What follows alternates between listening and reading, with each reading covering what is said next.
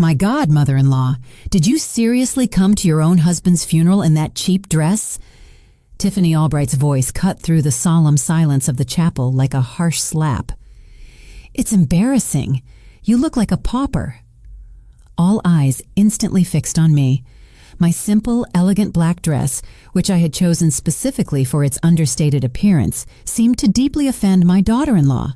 What she didn't know was that this supposedly cheap piece had actually cost me $80,000.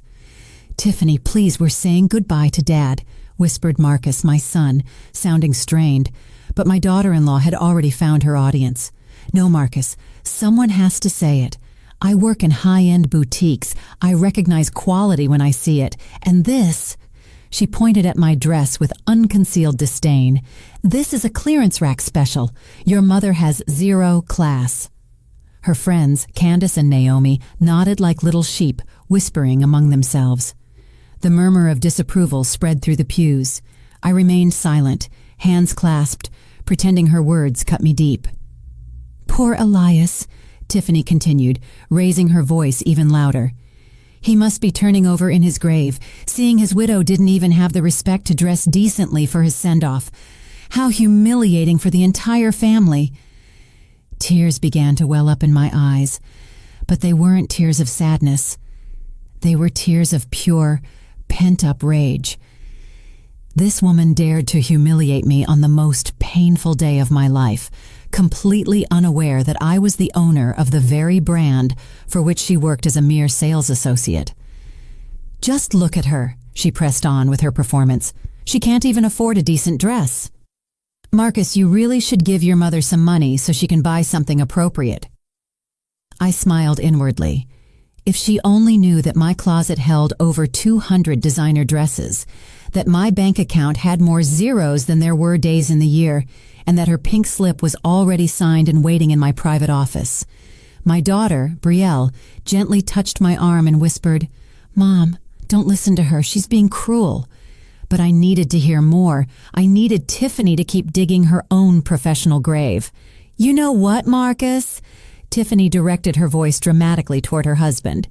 When we have children, I hope they never end up like your mother. So utterly basic. She gave me a pitiful look. Look at her. She doesn't even know how to dress for such an important occasion. The snickers from her friends grew louder. Candace even dared to comment, It's true, Tiff. I work in retail too, and that dress couldn't have cost more than $100. If they only knew that the mother-of-pearl buttons on my dress alone cost $500 each. Exactly, Candace, Tiffany retorted. That's why I say she has no class. At the boutique where I work, we cater to sophisticated clients, women who truly understand fashion and elegance, right? She gestured toward me dismissively. My son, Marcus, looked intensely uncomfortable but didn't say a word. Typical. He'd always been a coward when it came to confronting his wife. Tiffany, that's enough, Brielle finally intervened, her voice firmer. No, let her be, I said finally, my voice sounding soft and slightly broken. She's right. I don't understand these elegant things like she does. Tiffany smiled triumphantly. At least you admit it. Look, mother-in-law, it's not your fault you were born without good taste, but you could at least make an effort not to embarrass the family in public. Her friends applauded discreetly. Naomi added with false sympathy, Oh, the poor thing. It must be hard not having the resources to dress appropriately. Precisely, Tiffany continued, emboldened. Imagine showing up to your own husband's funeral dressed like you're running to Walmart for groceries. She just has no common sense. The whispers intensified throughout the chapel. I could hear fragments. What a shame. The poor woman. How embarrassing. Perfect. The more people who witnessed this public humiliation, the sweeter my revenge would be. And those shoes, Tiffany went on, pointing at my classic black pumps. They look like something you'd find at a flea market. Goodness, if I were her, I'd be ashamed to leave the house like that. Those pumps were a $12,000 custom pair. But she would never know. Look, mother-in-law, she said condescendingly, leaning in toward me. I know you don't have much money, but the next time you need to dress for something important, I can lend you something from my wardrobe. I have connections at the best stores. The irony was delicious. This woman, who earned a base of barely $3,000 a month selling my clothing in my boutique, was offering to lend me dresses. If only she knew that I personally signed her paycheck. "That's very kind of you, Tiffany," I replied in a trembling voice, "but I wouldn't want to cause you any trouble." "It's no trouble, it's Christian charity," she responded with a fake smile. "It's what any decent person would do in my place." Her friends murmured their approval. Candace even commented, "You're an angel, Tiff. Not everyone would be so generous to someone so limited." Limited. The word echoed in my mind. If they only knew that my limitation included owning 17 luxury boutiques, 3 textile factories, and a fortune exceeding $100 million. Furthermore, Tiffany added, now addressing the entire congregation, "I think we can all learn a lesson from this. The importance of education, of having aspirations, of not settling for mediocrity." The discreet applause confirmed that she had achieved her goal, turning my husband's funeral into her personal show of moral superiority. "Poor Elias," she sighed theatrically. "He was always worried about his mother-in-law. He used to say he didn't know how she'd manage without him." He was right about one thing. My late husband always worried about me, but not for the reasons she imagined. He knew my heart was too kind, that I forgave too easily. He always told me, "Serafina, the day I'm gone, don't let anyone trample on you." That day had arrived. After the spectacle Tiffany created at the funeral, I drove home in my 2015 Honda Civic, a car I deliberately chose to maintain my facade as a poor, helpless widow. The truth was, my private garage held a Bentley, a Mercedes S-Class, and a Porsche that no one knew about. But today, I needed to continue being the Serafina everyone thought they knew. The unrefined mother-in-law, the widow without resources, the woman who, according to my daughter-in-law, had no trace of elegance. Arriving at my modest apartment, I slipped off my $12,000 pumps and poured myself a glass of wine. Not just any wine, but a vintage Bordeaux that cost $5,000 a bottle. But to the outside world, I was the lady who bought boxed wine at the grocery store. My phone rang. It was Brielle, my daughter. "Mom, I'm so sorry about what happened today. Tiffany behaved horribly." "Don't worry, sweetheart," I replied in a tired voice. "I'm used to her comments." "But it's not right, Mom. To act like that at Dad's funeral? It's inhuman." Brielle didn't know the truth about my financial situation. I had decided years ago to keep my own children in the dark. It was safer that way, less complicated, and it allowed me to truly see the people around me. "I'm going to talk to Marcus tomorrow," Brielle continued. "He can't let his wife treat you like that." "No, please don't do that. I don't want to cause trouble in their marriage." But the trouble was already brewing. Tiffany didn't know it yet, but her employer would receive a very specific phone call tomorrow. After hanging up, I went to my secret study, a room none of my children knew about, hidden behind a seemingly normal bookshelf. There lay my true treasures: the contracts for my companies, the financial statements for my boutiques, and of course, the personnel files for all my employees, including Tiffany Albright, sales associate level 2 at my flagship store with a base salary of $3,000 a month plus commission. I opened her file and reviewed her history. 3 warnings for tardiness, 2 customer complaints about a dismissive attitude, and a supervisor's report noting her unwarranted air of superiority. Perfect. I picked up my private phone, the one I only used for business matters, and dialed Janice, my HR director. "Ms. Coleman, I'm so very sorry for your loss," Janice said with genuine sorrow. "Thank you, Janice, but I need you to handle a personal matter tomorrow." "Of course, name it." "Tiffany Albright, employee at the downtown boutique.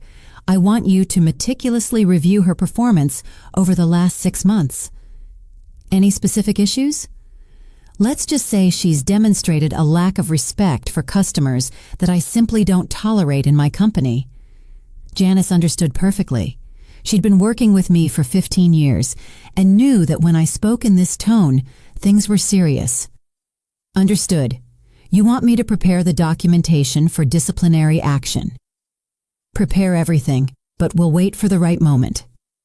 After hanging up, I sat in my Italian leather chair and reflected on the day's events.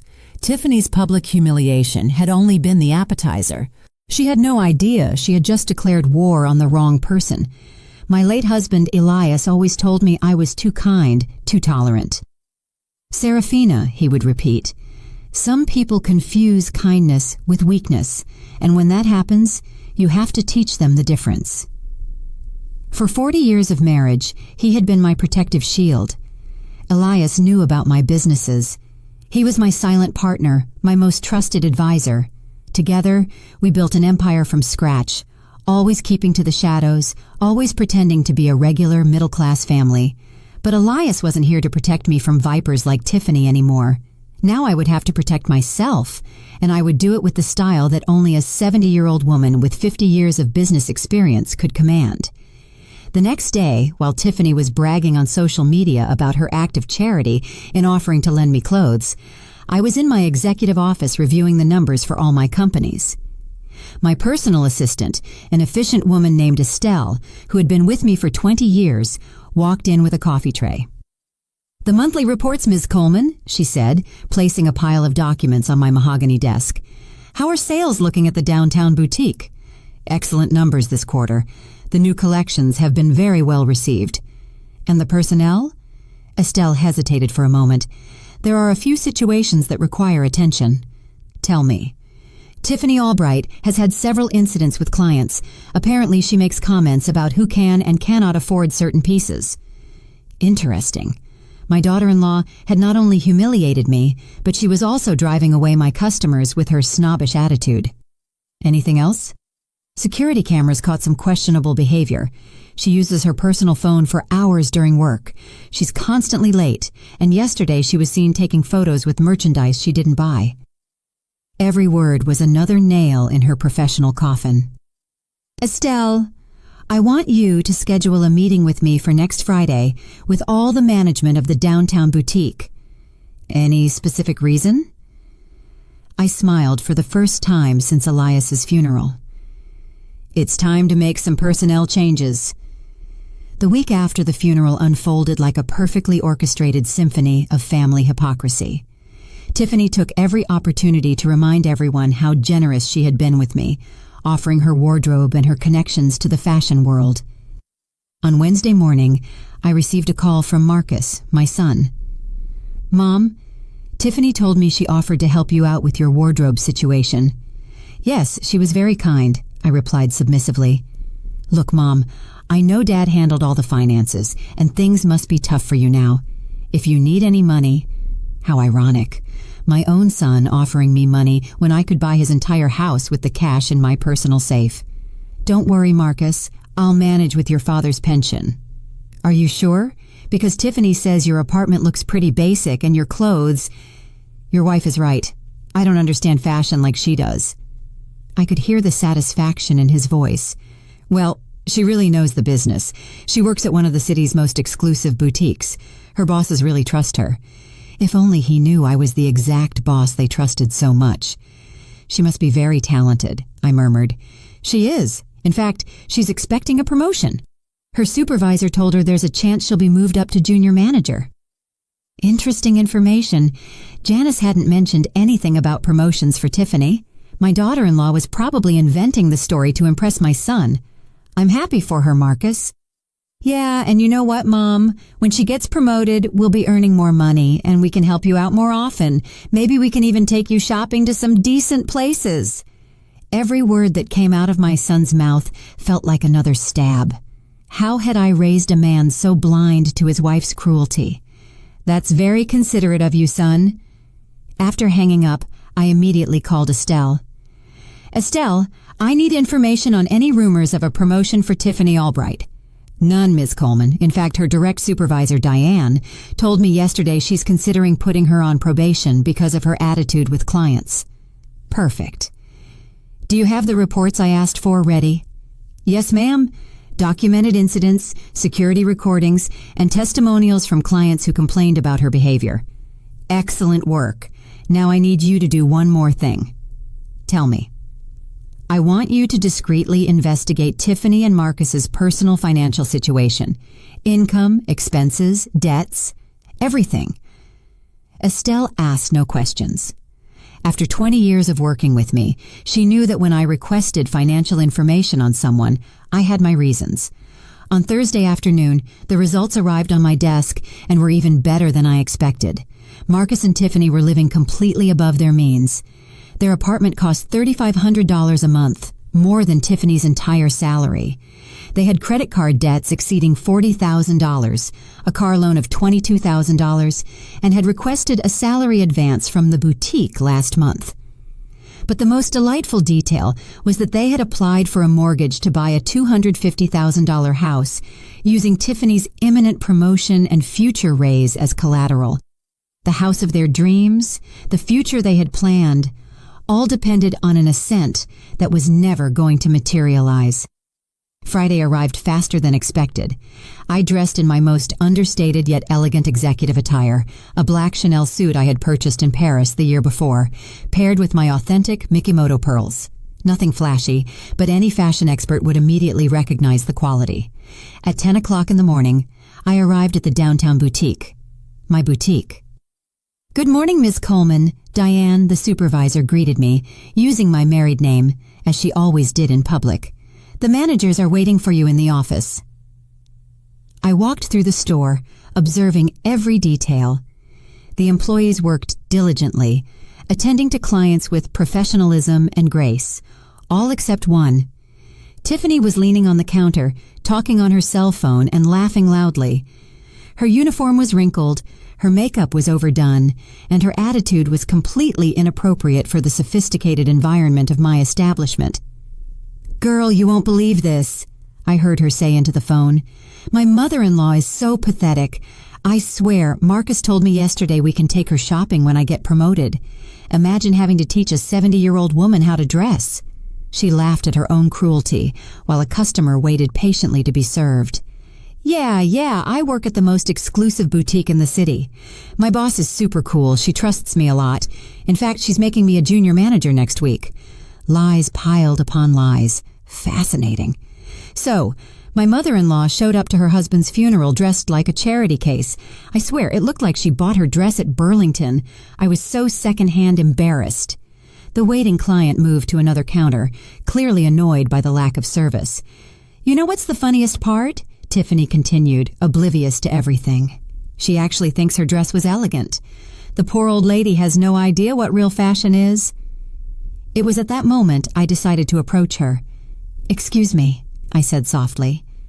Tiffany turned and, for a second, recognized me, likely because she had never seen me dressed appropriately before. "Oh, mother-in-law, what are you doing here?" she asked, covering the phone with her hand, clearly annoyed by the interruption. "I came to do some shopping," I replied innocently. "Marcus gave me some money and said you could help me choose something appropriate." Her attitude changed instantly. The idea of teaching me how to dress visibly excited her. "Oh, that's wonderful. Gotta go," she told her friend. "I have to help my mother-in-law stop making a fool of herself." She hung up the phone and looked me up and down with barely concealed disdain. "All right, mother-in-law. First we need to establish a budget. How much did Marcus give you? Because things aren't cheap here. It's not like that flea market you usually shop at." "Marcus gave me $500. I lied. Tiffany laughed. $500! Oh my God, with $500 here, you can barely afford a pair of earrings. But fine, let's see what we can do with so little. She led me to the accessories section, the cheapest part of the store. "Look, mother-in-law, these scarves are on sale. They're $200 each, but they're very pretty. They could add a touch of class to your style." She picked up one of the scarves and showed it to me condescendingly. "See the quality of the silk? This is what true elegance is, not those rags you normally wear." The scarf she held was from my spring collection from last year. I had personally supervised every detail of its design. "It's very beautiful," I admitted. "Right? I have a good eye for these things. That's why my bosses are going to promote me. They recognize my talent." Just then, Diane approached us. "Tiffany, Ms. Coleman is waiting for you in the office." Tiffany paled slightly. Ms. Coleman, my boss is here? Yes, she arrived a few minutes ago. She said it was urgent. I could see the panic in Tiffany's eyes.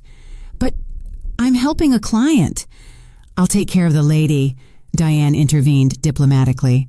Tiffany looked at me with annoyance. Mother-in-law, I have a very important work matter to attend to. I'll be back in a few minutes to keep helping you. Yes, of course, dear. Go attend to your important matters.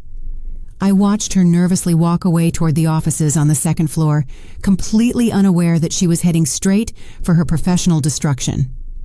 While Tiffany nervously went up to the office where she thought I would be meeting with her as an employee, I stayed downstairs, savoring the irony of the situation. Diane, my trusted supervisor, approached me with a knowing smile. "How was the performance, ma'am?" she asked in a low voice. Better than I expected. That woman just sealed her professional fate with her own words. The security recordings caught the entire phone conversation and her behavior toward you. Do you want me to go up now? Let's wait a few more minutes. I want her to get good and nervous wondering where I am. Meanwhile, I decided to take a walk through my store, observing how it functioned without my visible presence. The employees worked professionally, serving every customer with courtesy and knowledge, all except the one who had just gone upstairs. I approached one of the younger sales associates, a girl named Chloe, whom I had hired 6 months ago. "Excuse me," I said, pretending to be a regular client. "What do you think of the service from the young woman who was here a moment ago, the one with the curly hair?" Chloe looked up nervously before answering. "You mean Tiffany?" "Yes, I think that was her name." The girl hesitated for a moment, clearly uncomfortable. "Well, it's not my place to comment on my colleagues. Just curious." She seemed very confident. "Look, ma'am, I'd rather help you. What can I get for you?" Her diplomacy impressed me. She was exactly the type of employee I valued. Professional, discreet, loyal. "I'm actually just waiting for someone, but tell me, have you worked here long?" 6 months. It's my first job in luxury retail and I really love it. "And what's the work environment like?" Chloe glanced toward the stairs again. "Most of my colleagues are wonderful, very professional, always willing to help. But," she stopped. "But I shouldn't say this, but some people think working here gives them the right to treat others badly, as if the boutique's glamour went to their head." Exactly what I suspected. "Have you seen specific situations?" "Well, I've seen how some employees judge customers by their appearance before serving them, as if they decide who can and cannot afford to shop here. That goes against everything we were taught in training." "And what did they teach you in training?" "That all customers deserve the same respect and attention, regardless of how they look or dress. That our boss, Ms. Coleman, says that true elegance comes from respect and humility, not arrogance." My heart swelled with pride. My values were being transmitted correctly, at least to the employees who were worth keeping. "Your boss sounds like a very wise woman." "She is, although I've never seen her in person. Everyone raves about her. They say she started from the bottom and built this empire with hard work and solid principles." Just then, I saw Tiffany descending the stairs with a look of utter confusion. She walked directly toward me. "Mother-in-law? Didn't anyone serve you yet? What terrible service," she said, clearly frustrated at not having found her boss upstairs. "This young lady was taking very good care of me," I replied, gesturing toward Chloe. Tiffany looked at Chloe disdainfully. "Oh, she's new. She doesn't know anything. I'm the expert here. I've been here longer and have more experience." Chloe discreetly stepped away, but I could see in her eyes that she had perfectly understood the kind of person Tiffany was. "Did you find your boss?" I asked innocently. "No, it seems she had to leave, but it doesn't matter. She was probably just going to tell me about my promotion. She always seeks me out for important things." The lies kept accumulating. "Well, in the meantime, we could continue looking at clothes for me." "Of course, mother-in-law, but first let me tell you something important. When I get promoted to manager, I'm going to implement a lot of changes here, especially in customer service." "What kind of changes?" "For example, I'm going to establish a dress code for clients. We can't have just anyone walking in here dressed any old way. This is a luxury boutique, not a bargain mart." Every word was more revealing than the last. And if someone doesn't meet your code? Well, I'll politely suggest they go to stores more appropriate for their level. It's for everyone's good. The real clients feel uncomfortable when they see people who clearly don't belong here. Interesting philosophy, I murmured. Exactly. My boss will be so proud when she sees how I improve the store's image.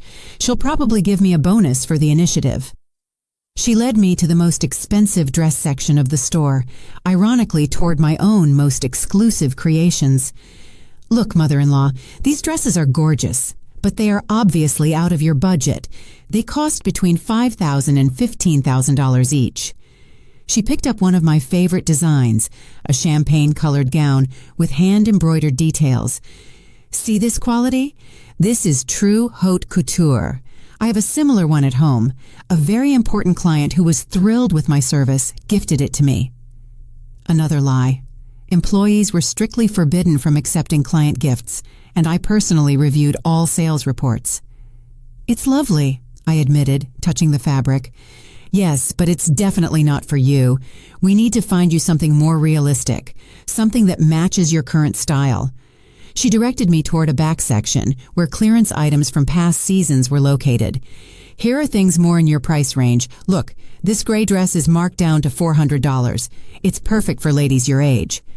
The dress she was showing me was indeed from my collection, but from 3 years ago, a design I had discontinued because it didn't meet my quality standards. What do you think of this dress? I asked her. Honestly, it's not much, but for someone like you, it's fine. You don't have the figure or the presence to wear the truly exclusive pieces. Her words hurt me, but not for the reason she thought. It hurt to know that such a cruel and superficial person worked at my company, representing my values to the public. You know what, Tiffany? I said finally. I think you're right about my lack of style. She smiled triumphantly. I'm glad you recognize it. It's the first step toward improvement, but I have one question. Tell me. What would happen if someone pretended to be poor but actually had a lot of money? How should you treat that person? Tiffany laughed. Oh, mother-in-law, that only happens in the movies. Rich people don't walk around disguised as poor people. That's ridiculous. But hypothetically, if someone comes in here dressed like you, they definitely don't have money. It's impossible for someone with real resources to dress so basically. I see. Besides, why would a rich person pretend to be poor? It makes no sense. People with money want it to show. They want to flaunt it. Like my VIP clients. They always arrive impeccably dressed with expensive jewelry in luxury cars. Very logical reasoning. That's why I'm good at this job, mother-in-law. I know how to read people. I know exactly who can afford what and how to treat them accordingly. At that moment, Estelle, my personal assistant, entered the store discreetly. She saw me and approached. Ma'am, they're waiting for you in the office, she said with a smile. Tiffany looked at her strangely. Excuse me, who are you? I'm Miss Coleman's personal assistant, Estelle replied matter-of-factly. And what does my mother-in-law have to do with your boss? Estelle looked at me, awaiting instructions. I nodded slightly. Your mother-in-law is my boss. The color drained completely from Tiffany's face. The silence that followed Estelle's words was deafening. Tiffany looked at me as if she had seen a ghost, her face cycling through every shade from white to pale green. What? What did you say? She stammered, grasping the counter to keep from falling. What you heard, Estelle replied with professional calm. Ms. Serafina Coleman is the founder and owner of this chain of boutiques. Tiffany spun around to face me, her eyes wide. No, it can't be. You live in that small apartment. You drive that old Honda. Your clothes. My $80,000 clothes, I interrupted gently. The dress that bothered you so much at my husband's funeral. 80,000, she repeated like an echo, unable to process it. The same dress you considered clearance rack material, the same $12,000 pumps you said looked like they came from the flea market. Her words came out in broken gasps. But I've been working for you for 2 years. That's right. And during those 2 years, I've received multiple reports about your inappropriate behavior with clients. Estelle pulled a folder from her purse. Would you like me to read the reports, ma'am? Please, Estelle. I think Tiffany needs to hear exactly what her supervisors have documented about her. Tiffany slumped into a nearby chair, completely in shock. Report from March 15th, Estelle began. Client complained that employee Tiffany Albright ignored her for 20 minutes because she determined the client did not have the economic profile to shop at the store. No, that's not... Report from April 22nd. A 60-year-old client was treated with contempt and condescension, being directed only to clearance items without being asked her preferences or budget.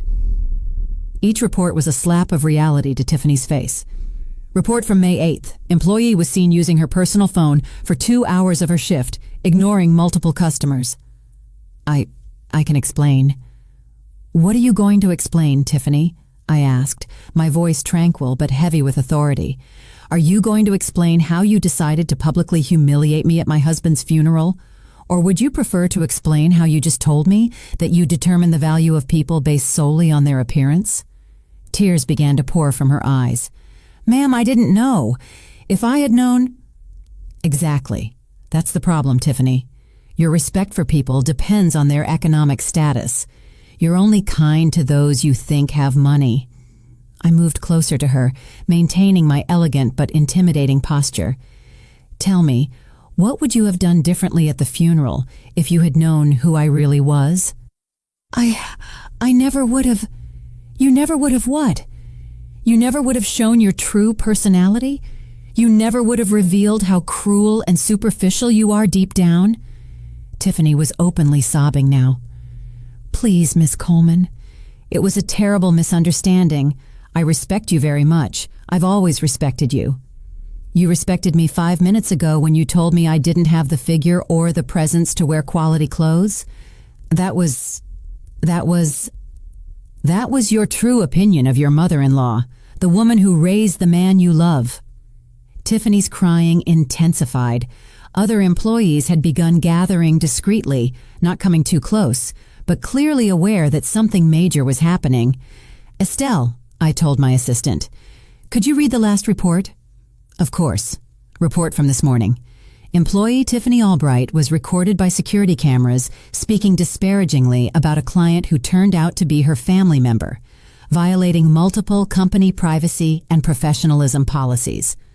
Also, I added, she lied about a non-existent promotion to impress her husband and applied for a mortgage based on that lie. Tiffany sharply raised her head. How do you know about the loan? Tiffany, I know everything I need to know about the people who work for me, especially when those people happen to be family.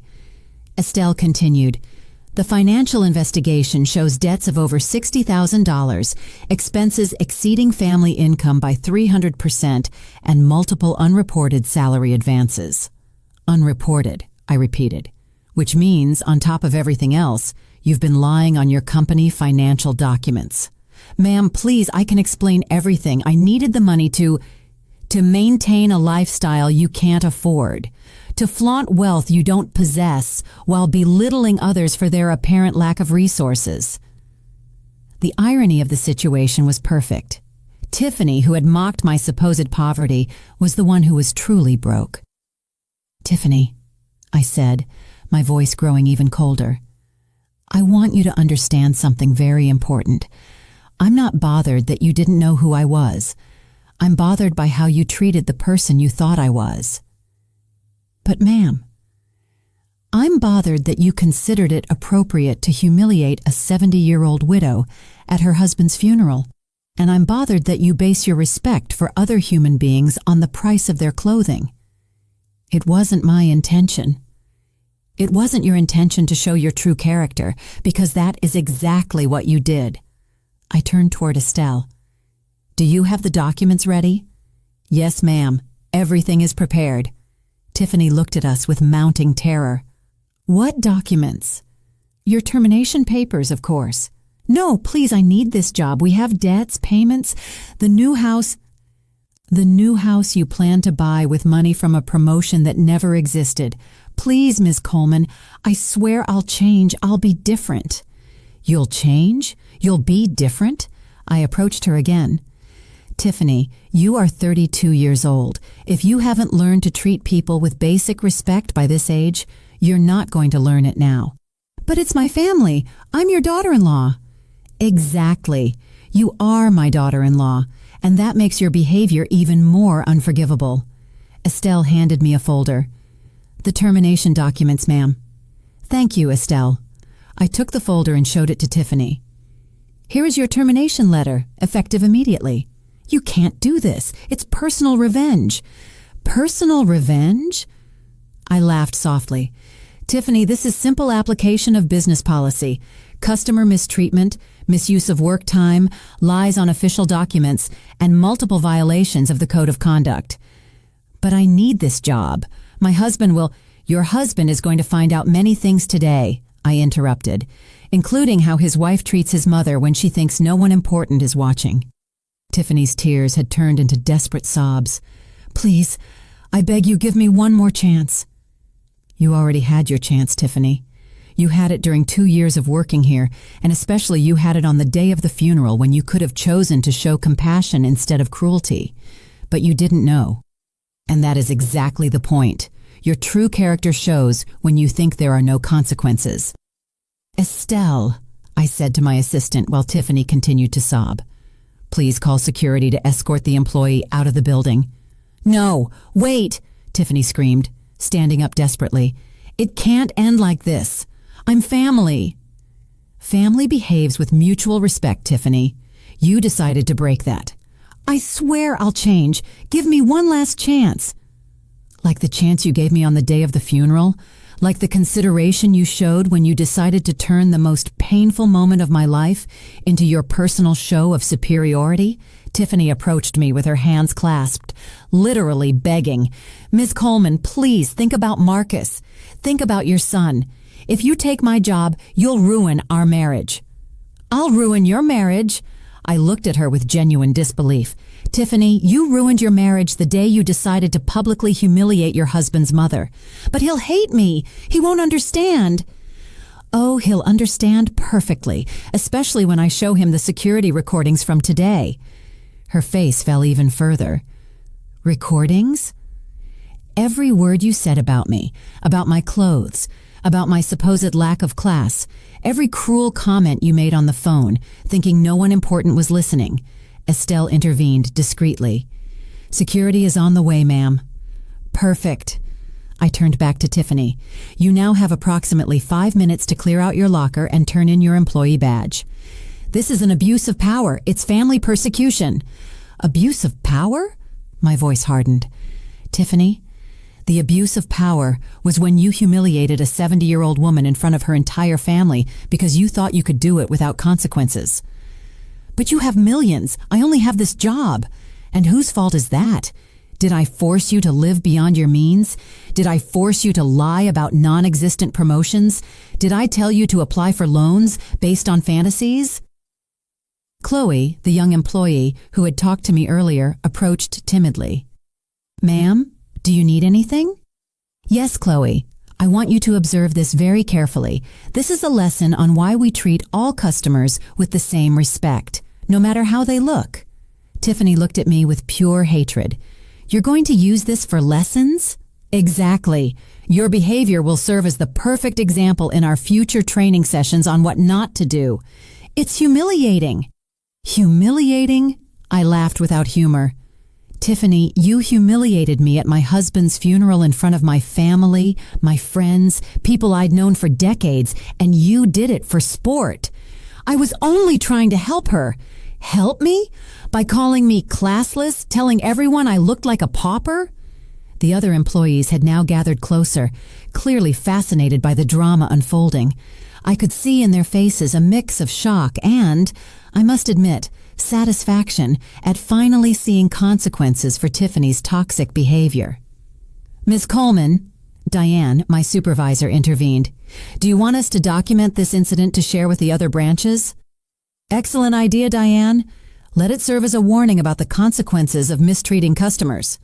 Tiffany turned to Diane desperately. Diane, you know I'm a good worker. Say something. Diane looked at her with an expression mixing compassion and disappointment.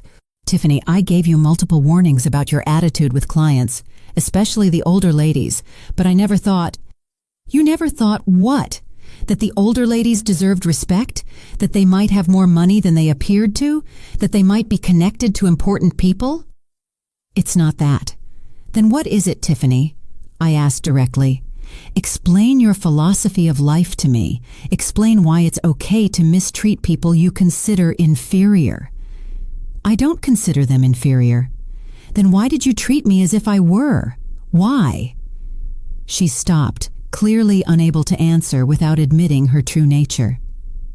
Because you thought you could do it without consequences, I completed for her. Because you thought I was just a poor old lady who had no power to fight back. Just then, 2 security guards arrived. Ms. Coleman? Yes, please escort Ms. Albright while she gathers her personal belongings. She no longer works here. Tiffany walked toward her locker with slumped shoulders, escorted by security. But before she reached it, she turned back to me one last time. What are you going to tell Marcus? I'm going to tell him the truth, Tiffany. I'm going to show him exactly who the woman he married is. He loves me. He won't care. He won't care that his wife humiliated his mother at his father's funeral. He won't care that you lied about your job to secure loans. He won't care that you put them in a desperate financial situation because of your fantasies of grandeur. Tiffany had no answer for that. As she cleared out her locker, I addressed the employees who had witnessed everything. I want you all to understand something very important, I said. In my stores, we treat every customer as if they were the most important person in the world, regardless of how they dress or how much money they appear to have. They all nodded solemnly. And do you know why? Chloe timidly raised her hand. Because it's the right thing to do? Exactly, Chloe. Because it's the right thing to do, but also because we never know who the person standing in front of us truly is. Like you today? Another employee asked.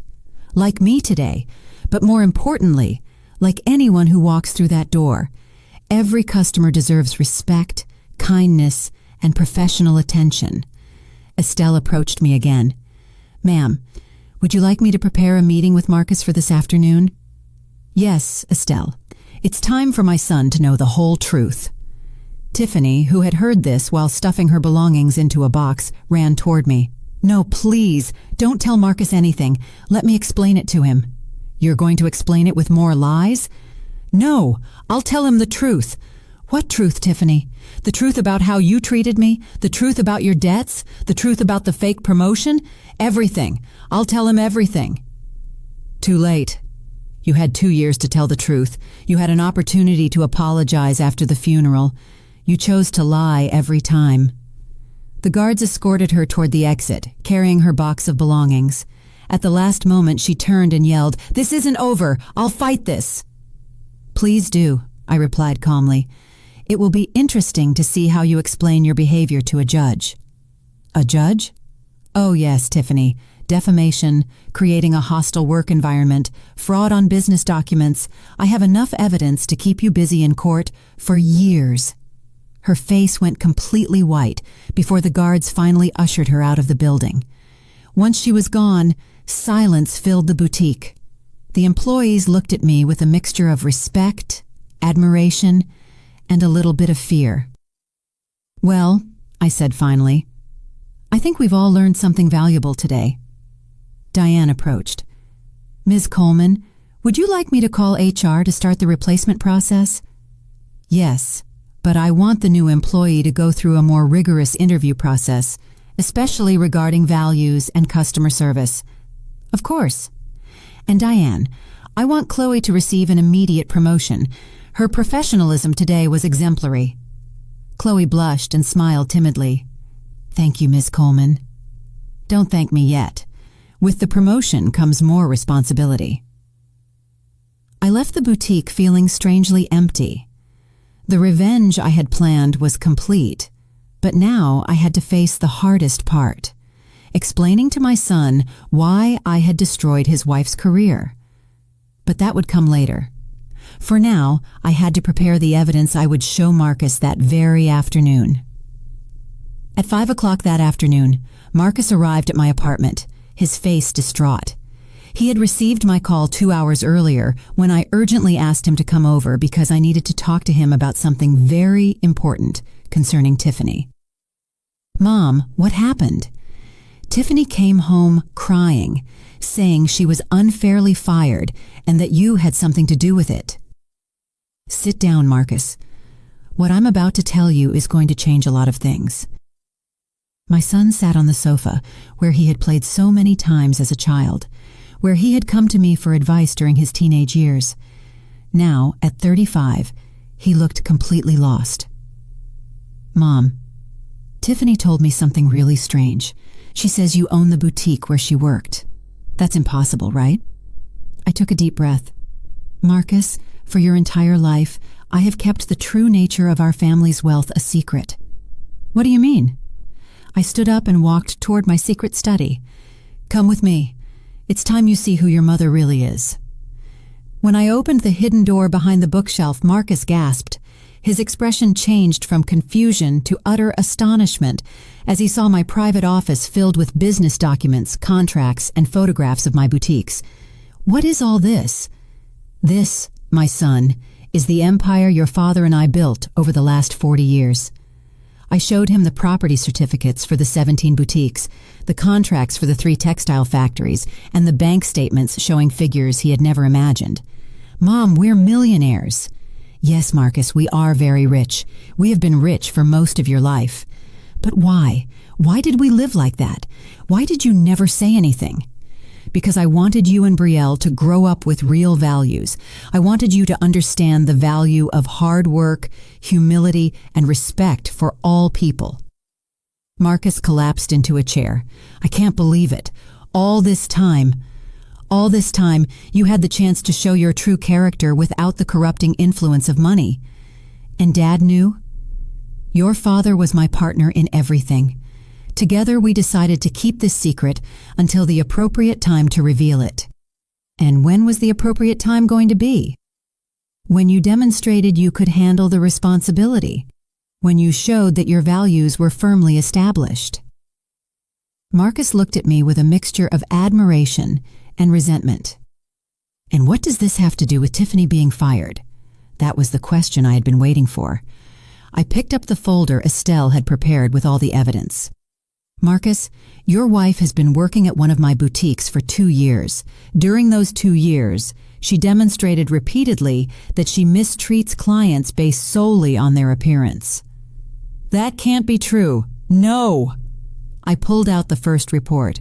"It's documented here how your wife ignored a 60-year-old lady because she felt she didn't have the appropriate economic profile to shop at the store." Marcus read the report, frowning. This must be a misunderstanding." "A misunderstanding?" I pulled out the next document. "And this? And this?" Each report painted a clear pattern of discriminatory and unprofessional behavior. "But the most important thing, Marcus, isn't what she did at work. It's what she did to me. What did she do to you? On the day of your father's funeral, your wife decided to publicly humiliate me because of my clothes. She called me classless, said I looked like a pauper. She mocked my dress in front of the whole family." Marcus paled. "Mom, Tiffany told me she was only trying to help you." "Help me? You thought it was help when she told me I was pathetic, that I was embarrassing the family, that I looked like a beggar." "Mom, I didn't. I thought she was just trying to help. You thought it was okay for someone to treat your mother like that because you assumed she was right about my lack of class." "No, it's not that." "Then why didn't you defend me?" Marcus had no answer for that. "You know what else I discovered today?" I continued, pulling out the financial reports. "That your wife has been lying about a non-existent promotion, that you two applied for a mortgage based on future income that was never going to materialize." "How do you know that?" "Because I'm a businesswoman, Marcus. When someone attacks me, I investigate everything about that person." I showed him the documents detailing their debts, their excessive spending, and their desperate financial situation. "You owe over $60,000 in credit cards. You live in an apartment that costs more than Tiffany's entire salary. You've been constantly requesting salary advances. Marcus buried his face in his hands. My God. Your wife has been living a complete lie, flaunting wealth she doesn't have while making fun of others for their apparent lack of resources. And now what's going to happen? Now, Marcus, you have to decide what kind of man you want to be. What do you mean? Can you stand by a woman who humiliated your mother at your father's funeral? Or can you acknowledge that you married someone who doesn't share your family values? Mom, she's my wife. And I'm your mother, the woman who raised you, who taught you about respect and dignity, who sacrificed many comforts to make sure you had an education in values. Marcus was silent for a long time. What do you want me to do? I don't want you to do anything, Marcus. I want you to make your own decision based on what you know now. And if I choose to stay with Tiffany? Then you'll have to live with the consequences of that choice. What consequences? The consequences of choosing someone who believes it's appropriate to humiliate older people for sport. Marcus got up and walked to the window. My entire world is falling apart. No, Marcus, your false world is falling apart. Now you have the opportunity to build something real. Will you help me? I will always help you, son, but only if you prove you deserve that help. How? By showing me that the man I raised still exists beneath all your wife's toxic influence. Marcus turned to me, tears in his eyes. Mom, I'm so sorry I didn't defend you at the funeral. That's the first step, Marcus. And the second step? The second step is that you decide if you want to remain married to a woman who thinks it's okay to mistreat vulnerable people. Marcus nodded slowly. I need time to think. Of course, but Marcus, the time you have to think isn't infinite. Some decisions can't be postponed forever. 2 days after my confrontation with Marcus, my phone rang at 6 o'clock in the morning. It was Brielle, my daughter, and she sounded completely frantic. Mom, what the hell is going on? Marcus called me crying at midnight saying you're a millionaire and that Tiffany got fired from your job. It's true. Good morning, Brielle. Yes, it's true. How is it true? Since when are we rich? Why did you never tell me? Brielle, come home this morning. It's time for you to know the truth, too. Mom, I'm in total shock. Marcus told me about the boutiques, about the money, about what Tiffany did at Dad's funeral. I can't process it. That's why you need to come. There are many things to explain. 2 hours later, Brielle was sitting in my living room, looking at the same documents I had shown Marcus. Her reaction was completely different from her brother's. Mom, why did you never trust us? I did trust you, Brielle. I trusted that you would become good people without the corrupting influence of money. But we could have had a better life. I could have gone to a private university, had better opportunities. And would you be the same person you are now? Brielle paused, thinking. I don't know. I do know. You would have grown up with privileges you wouldn't have appreciated, with a sense of superiority that would have damaged your character. But look what happened to Marcus. He married a horrible woman who despises us. Exactly my point, Brielle. Marcus chose Tiffany when he thought we were a middle-class family. That tells me there's something in his character that needs to be examined. What do you mean? I mean that perhaps Marcus was attracted to Tiffany precisely because she represented the status and sophistication he felt he was lacking. Brielle frowned. That's pretty deep, Mom. I've had 70 years to observe human behavior, darling. And me? What do you think of my choices? I smiled. You chose to be an elementary school teacher. You work with low-income children. You married a good man who is also a teacher. Your values are in the right place. So now I'm going to inherit all this? You and Marcus will inherit everything, but only if you prove you can manage it responsibly. And if Marcus chooses to stay with Tiffany? That is a very good question, Brielle. Just then my phone rang. It was Estelle, my assistant. Ms. Coleman, Tiffany Albright is here at the main office. She says she needs to speak with you urgently. Tiffany is there? Yes, ma'am. She's quite agitated and says she won't leave until she speaks with you. I looked at Brielle. Would you like to meet your sister-in-law under more authentic circumstances? What do you mean? Tiffany is in my office, probably to beg for her job back. I want to go with you. Perfect. It's time you see exactly what kind of person your brother married. An hour later, Brielle and I arrived at my executive office in my company's main building. It was a space my children had never seen. Marble floors, floor-to-ceiling windows with a panoramic view of the city, designer furniture, and original artwork. My God, Mom, Brielle whispered. This is breathtaking. 40 years of hard work, darling. Estelle met us in the lobby. She's in the waiting room. She's been there since 8 o'clock this morning. Has she said anything? Only that she needs to speak with you about a terrible injustice and that she won't leave until you listen to her. Perfect. Send her into my office in 5 minutes. Brielle and I settled into my office. I behind my mahogany executive desk, Brielle in a side chair where she could observe the entire interaction. When Estelle ushered Tiffany in, her transformation was evident. She was no longer the arrogant, self-assured woman from the funeral. She had deep circles under her eyes, smudged makeup, and her clothes were wrinkled as if she had slept in them. Miss Coleman, she began immediately, thank you for seeing me. I know I made terrible mistakes, but I need you to understand my situation. Sit down, Tiffany. It was then she noticed Brielle. Brielle, what are you doing here? Hello, Tiffany. I'm here learning about people's true character. Tiffany flushed but turned back to me. Ma'am, I've come to ask for a second chance. I know I behave badly, but I can change. You can change? Yes, completely. I can be different. Tiffany, tell me exactly what you think you did wrong. Well, I shouldn't have spoken that way about you at work, that's all. And I shouldn't have used my phone during work hours. Anything else? Tiffany thought for a moment. And I shouldn't have been late. Brielle and I exchanged glances. Tiffany truly didn't understand the gravity of what she had done. Tiffany, I said patiently, what about the funeral? The funeral? Yes, my husband's funeral. Do you recall anything specific from that day? Well, I was trying to help you with your image. Help me? Yes, I thought if I gave you advice on how to dress better? Brielle interrupted her.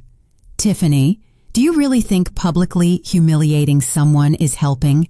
I didn't humiliate her. I was only being honest. There it is, I said to Brielle. The real problem. She doesn't believe she did anything wrong. But I can learn, Tiffany insisted desperately. I can take customer service classes. I can go to therapy, whatever it takes. And why would you do all that? Because I need the job. We have huge debts. The house we wanted to buy, Marcus will hate me if we lose everything because of me. Interesting, I murmured. You haven't mentioned feeling any remorse about hurting me. Of course I feel remorse. Remorse about hurting me or remorse about the consequences that brought upon you? Tiffany opened her mouth, but no words came out. Because there's a very important difference between those two things, Tiffany. I feel bad about hurting you. When did you start feeling that? At the funeral? When you were calling me classless? Or when you found out who I really am? Tiffany started to cry. Please, Miss Coleman, don't punish me for the rest of my life for one mistake. One mistake? Brielle stood up from her chair. You call humiliating a 70-year-old widow at her husband's funeral a mistake? Brielle, please. No, Tiffany. You've been married to my brother for 2 years, and you never, not once, showed genuine respect for my mother.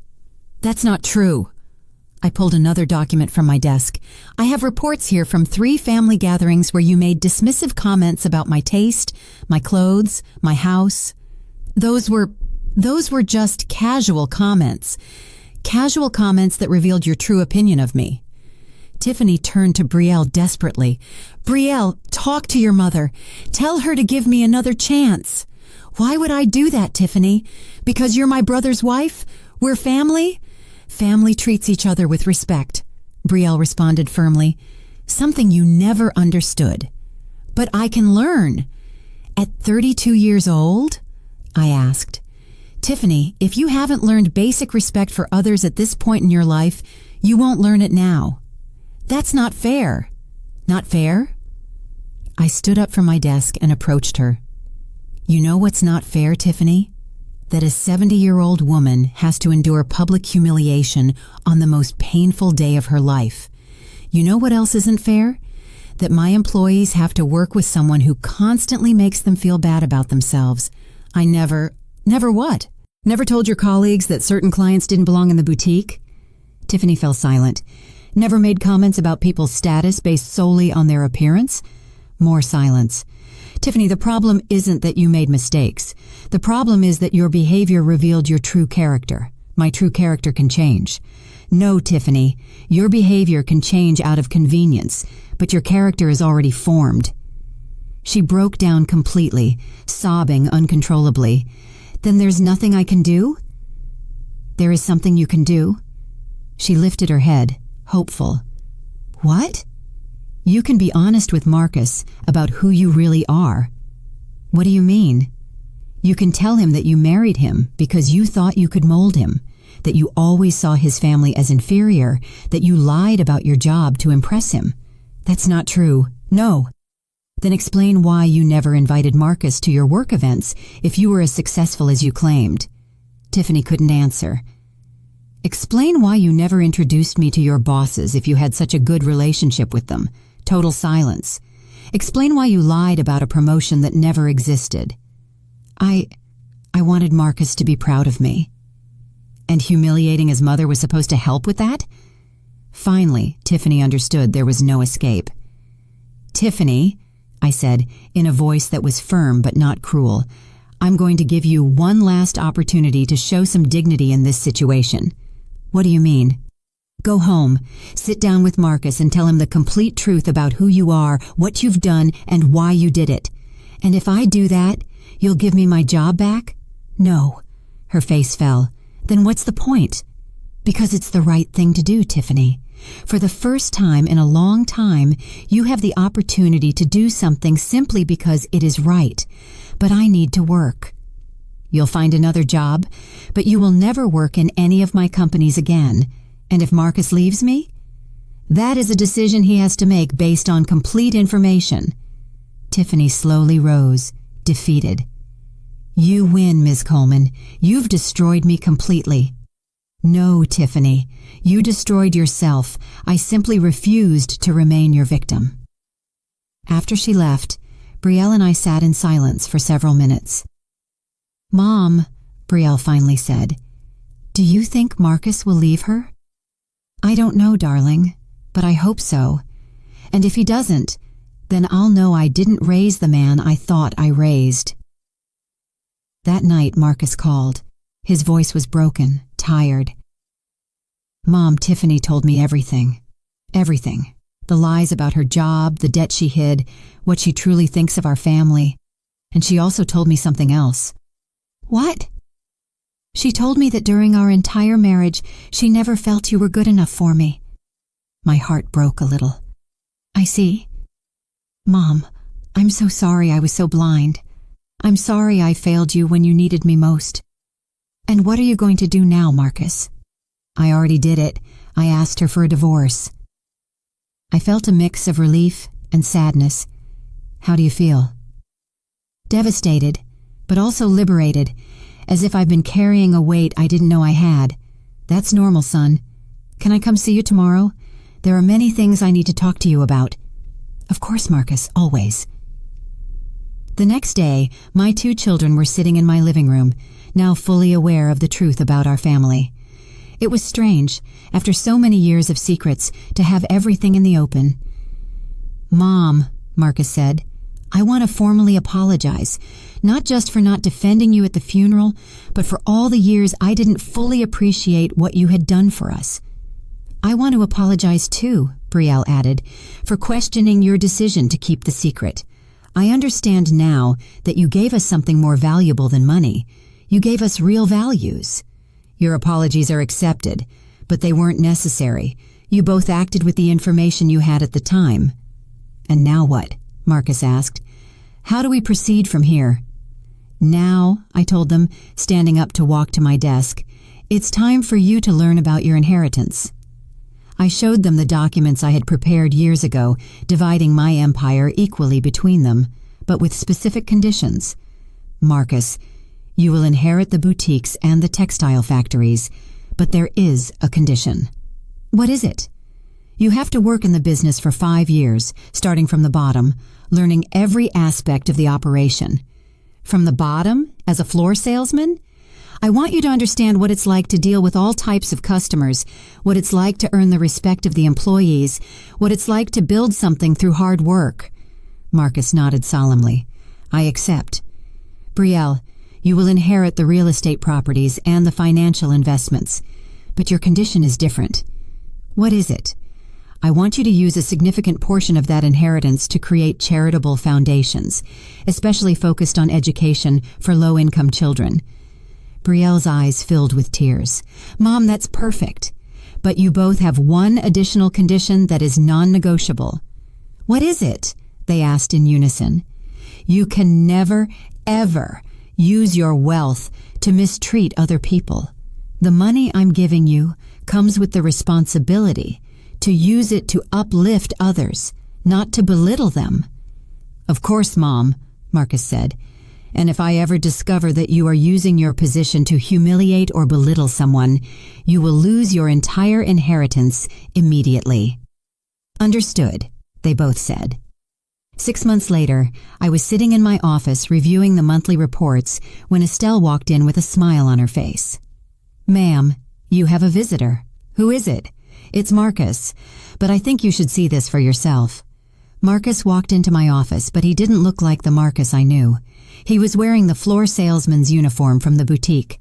He had a different energy in his eyes and a genuine smile on his face. Hey, Mom, do you have a minute to talk to one of your employees? Of course. How's your first month going? It's the hardest job I've ever done in my life, and also the most gratifying. Tell me about it. Yesterday, I served a woman who came in dressed very simply.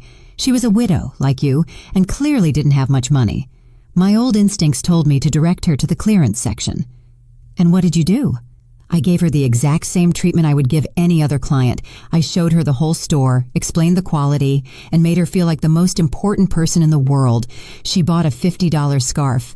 But Mom, the smile on her face was priceless.